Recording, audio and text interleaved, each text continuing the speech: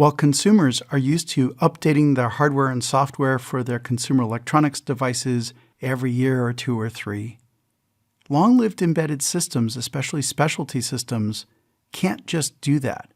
There's a tremendous amount of engineering effort required to build these systems, and the point of having them is that they last a long time. You don't exactly throw away a nuclear-powered submarine every 3 years to go to the next model.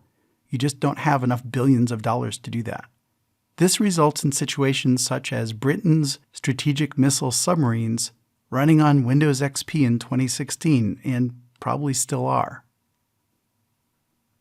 An additional example is that it's quite common to see medical equipment running on Windows 95.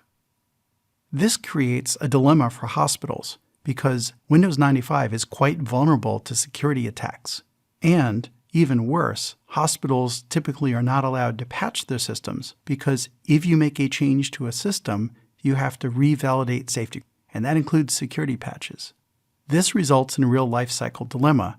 You have an obsolete operating system, and you're not allowed to do security patches, but you're being attacked and your equipment is being compromised. There's no easy answer to deal with this in a life-critical system.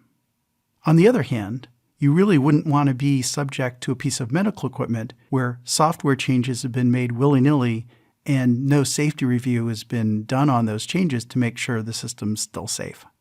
This results in a difficult situation. It's not easy to resolve this problem.